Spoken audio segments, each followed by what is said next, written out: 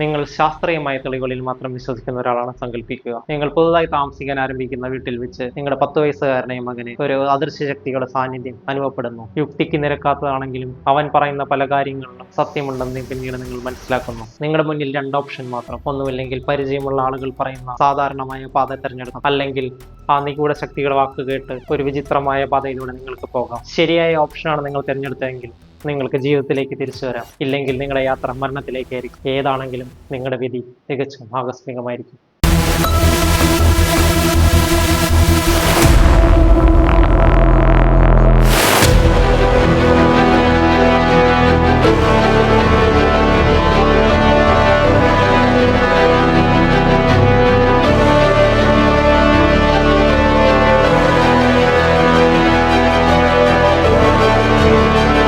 വർഷം 2004. രവികിഷോറിന് forest ഗാർഡായി promotion കിട്ടിയപ്പോൾ വല്ലാത്ത സന്തോഷം തോന്നി. എന്നിരുന്നാലും അതിനോടൊപ്പമുള്ള ട്രാൻസ്ഫർ അയാളെ ആശങ്കാകുലനാക്കി. സത്പുര നാഷണൽ പാർക്കിന് കീഴെയുള്ള ചൗരാഗഡ് ഫോറസ്റ്റ് ഡിവിഷനിലായിരുന്നു അയാളുടെ പുതിയ കർമ്മ മേഖല. ഭോപ്പാലിൽ നിന്ന് 5 മണിക്കൂറോളം യാത്രയുണ്ട് അവിടേക്ക്. 2 ദിവസത്തിന് ശേഷം രവി തൻ്റെ ഭാര്യ മീനയും 10 വയസ്സുള്ള മകൻ ഗിരിധറും സഹിതം അവിടേക്ക് യാത്ര പുറപ്പെട്ടു. അവിടെ ക്വാർട്ടേഴ്സ് സൗകര്യം ഗാർഡുകൾക്കുണ്ടായിരുന്നില്ല. അതുകൊണ്ട് കുറെ അലച്ചിലിന് ശേഷമാണ് അവർക്ക് ബിനോര ഗ്രാമത്തിൽ ഒരു വീട് കിട്ടുന്നത്. നാട്ടിലെ പ്രമാണിയും മാന്യനുമായ മഹേശ്വർ ഭട്ടിന്റെ വീടാണ് അവർക്ക് കിട്ടിയത്. ആൾപ്പാർപ്പ് വളരെ കുറഞ്ഞ ഒരിടമായിരുന്നു ബിനോര. കിലോമീറ്ററുകൾ സഞ്ചരിച്ചാലേ ആളുകളെയോ കടകളെയോ ഒക്കെ കാണാനാകൂ. പകൽ പ്രകൃതി ഭംഗിയാലും നല്ല കാലാവസ്ഥയാലും ചേതോഹരമായ ആ ഭൂപ്രകൃതി രാത്രി ഇരുളാൻ തുടങ്ങുമ്പോൾ നിഗൂഢമായ പല ശബ്ദവീചികളും നിഴൽ രൂപങ്ങളും ചുറ്റും നിറച്ചു. കവലകളിൽ വെച്ച് അയാളെ ആളുകൾ വിചിത്ര ജീവിയെ പോലെ നോക്കി. അയാളുടെ തലയ്ക്ക് ചുറ്റും മരണത്തിന്റെ ദൂതൻ പാറിപ്പറക്കുന്നതായി അവർക്ക് തോന്നി. അന്ന് ദിവാകരനെ കണ്ടപ്പോൾ രവി ഈ കാര്യം ചോദിച്ചു. ഇവിടെ അത്തരത്തിലുള്ള ഒരു സംഭവം ഉണ്ടായിട്ടില്ല എന്നും ഈ നാട്ടുകാർ കടുത്ത അന്ധവിശ്വാസികളാണെന്നും അയാൾ പറഞ്ഞു. തങ്ങൾ ഇത്രയും കാലം ജീവിച്ചിട്ടും ഒരപകടവും ഇതുവരെ ഉണ്ടായിട്ടില്ലെന്നും അയാൾ കൂട്ടിച്ചേർത്തു. 2-ാം ദിവസം രവികിഷോറിന്റെ മകൻ ഗിരിധർ ഉറങ്ങിക്കിടക്കുമ്പോൾ ആരോ തൻ്റെ അരികിലൂടെ കടന്നു പോകുന്നത് പോലെ അവന് തോന്നി. എങ്കിലും അവൻ അത്ര കാര്യമാക്കിയില്ല. 3-ാം ദിവസം രാത്രി വിചിത്രമായ ഒരു സ്വപ്നം കണ്ടാണ് അവൻ ഞെട്ടിയുണർന്നത്. ഒരു കറുത്ത പൂച്ച അവൻ്റെ അടുത്ത് വരുന്നതും അടുത്ത നിമിഷം അതൊരു പെരുമ്പാമ്പായി അവനെ ആക്രമിക്കാൻ ശ്രമിക്കുന്നതുമായിരുന്നു ആ സ്വപ്നം. ആ സ്വപ്നത്തിന് ശേഷം ആ പാമ്പ് അവൻ്റെ ദേഹത്തിലൂടെ എഴയുന്ന പോലെ അവന് തോന്നി. അടുത്ത നിമിഷം അവൻ ഞെട്ടിയുണർന്നു. പെട്ടെന്ന് അന്തരീക്ഷം മെല്ലെ തണുക്കുവാൻ തുടങ്ങി. ചീവീടുകളുടെയും മറ്റ് ജീവജാലങ്ങളുടെയും ശബ്ദമുഖരിതമായ ചുറ്റുപാടുകൾക്ക് പകരം പരിപൂർണ നിശബ്ദത അവിടെ തളം കെട്ടി. ജനാല ചില്ലുകൾക്കിടയിലൂടെ നേർത്ത ഒരു ഇളം കാറ്റ് മുറിയിലേക്ക് കടന്നു വന്നു. ആ കാറ്റിനും നിശാഗന്ധി പുത്തഗന്ധവും മുറിയിൽ നിറഞ്ഞു. അവൻ്റെ പ്രായമുള്ള ഒരു കുട്ടി അവൻ്റെ മുന്നിൽ നിഴൽ രൂപത്തിൽ തെളിഞ്ഞു. ആ രൂപം കണ്ടവൻ നിലവിളിച്ചു. അവൻ്റെ അച്ഛൻ രവികിഷോറും അമ്മ മീനയും മുറിയിലെത്തി. പേടിച്ചരണ്ട നിൽക്കുന്ന അവൻ കാര്യം പറഞ്ഞു. അവർ രണ്ടുപേരും മുറി മുഴുവൻ തപ്പിയെങ്കിലും ആരെയും കാണാൻ കഴിഞ്ഞില്ല. മകൻ സ്വപ്നം കണ്ടതാവുന്ന ധാരണയിൽ അവനെ സമാധാനിപ്പിച്ച് അവർ മുറിയിലേക്ക് പോയി. 4-ാം ദിവസം അന്നും അർദ്ധരാത്രിയായപ്പോൾ ഗിരിധർ ഞെട്ടിയുണർന്നു. പക്ഷേ അവന് ശരീരം ചലിപ്പിക്കാനായില്ല. കണ്ണുകൾ തുറന്നും ദേഹമനക്കാനാവാതെ ഭീതിയോടെ അവൻ കിടന്നു. ജനാലയിലെ ഉടവിലൂടെ തണുത്ത കാറ്റ് അവൻ്റെ മുഖത്തേക്ക് പതിയെ അരിച്ചിറങ്ങി. പക്ഷേ ആ കാറ്റിലും ഗിരിധറിൻ്റെ മുഖത്ത് വിയർപ്പ് തുള്ളികൾ ഉരുണ്ടുകൂടി. കണ്ണുകൾ അടയ്ക്കാനോ ശരീരം ചലിപ്പിക്കാനോ അവൻ എത്ര ശ്രമിച്ചിട്ടും സാധിച്ചില്ല. ഒരു നിഴൽ രൂപം അപ്പോൾ അവിടേക്ക് സാവധാനം നടന്നെത്തും. ആ രൂപം ഒരു കുട്ടിയുടേതായിരുന്നു. ആ കുട്ടി അവനോട് പറഞ്ഞു, എന്നെ കണ്ട് നീ പേടിക്കേണ്ട. ഞാൻ ഉപദ്രവിക്കാൻ വന്നതല്ല. പക്ഷേ എന്നെക്കാൾ പേടിക്കേണ്ട പലതും ഇവിടെയുണ്ട്. ഇവിടെ താമസിക്കുന്നത് നിങ്ങളുടെ ജീവന് ആപത്താണ്. എത്രയും പെട്ടെന്ന് ഈ വീട് വിട്ട് മാറി താമസിക്കണം. അത് പറഞ്ഞ് ആ രൂപം അപ്രത്യക്ഷമായി. ഗിരിധർ അച്ഛനെയും അമ്മയെയും വിളിച്ചുണർത്തി കാര്യങ്ങൾ പറഞ്ഞു. രവികിഷോറിന് പക്ഷേ പരിഭ്രമമൊന്നും തോന്നിയില്ല. ഇത് സ്ലീപ്പ് പാരാലിസിസിൻ്റെയും ഒരു അവസ്ഥാന്തരമാണ് അയാൾ ചിന്തിച്ചു. ഉറക്കത്തിൻ്റെയും ഉണർവിൻ്റെയും ഒരവസ്ഥയിൽ നടക്കുന്ന ഒരു പ്രതിഭാസമാണെന്ന് അയാൾ കേട്ടിട്ടുണ്ട്. മകനെ കുറെ കഷ്ടപ്പെട്ടിട്ടാണെങ്കിലും അയാൾ സമാധാനിപ്പിച്ചു.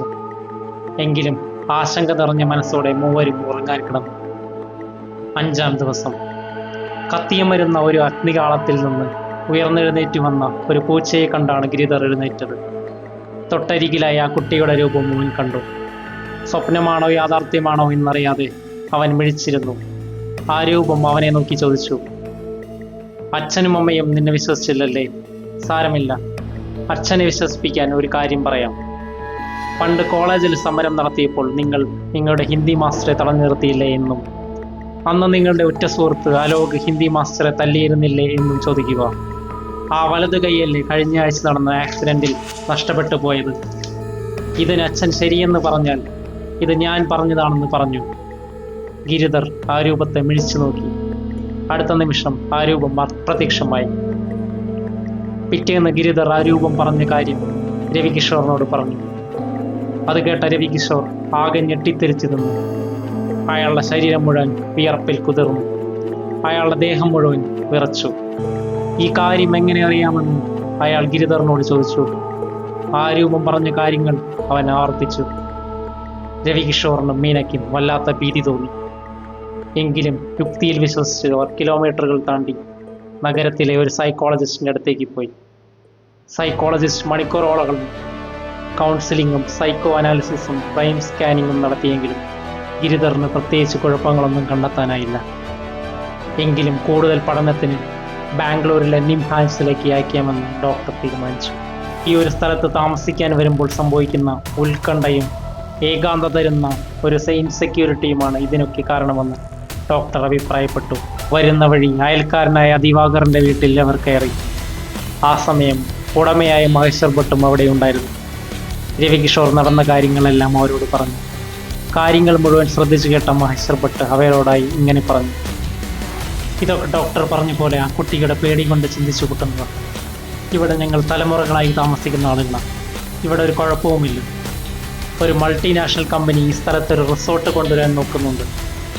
പ്രകൃതി അനുകരിച്ച് നൽകിയ ഈ സൗഭാഗ്യം നിറഞ്ഞ ഈ സ്ഥലം വിട്ടുകൊടുക്കാൻ എനിക്ക് മനസ്സ് വന്നില്ല. അവരുടെ പിന്നെ കോർപ്പറേറ്റ് ബുദ്ധിയല്ലേ നാട്ടുകാർക്ക് കാശ് കൊടുത്ത് ഇവിടെ ഭൂതവും പ്രേതവും ഒക്കെ ഉണ്ടെന്ന് കഥകൾ ഇറക്കി. അല്ലാതെ ഇവിടെ വേറെ ഒരു കുഴപ്പവുമില്ല. രവികിഷോറിന് പക്ഷേ സംശയം വിട്ടുമാറിയില്ല. പക്ഷേ അവൻ എൻ്റെ ഫ്രണ്ടിൻ്റെ കാര്യം പറഞ്ഞ് അച്ചട്ടായിരുന്നു. അതാണ് എൻ്റെ പേടി. നിങ്ങൾ സംസാരിക്കുന്നതോ മറ്റോ അവൻ എപ്പോഴെങ്കിലും കേട്ട് കാണും.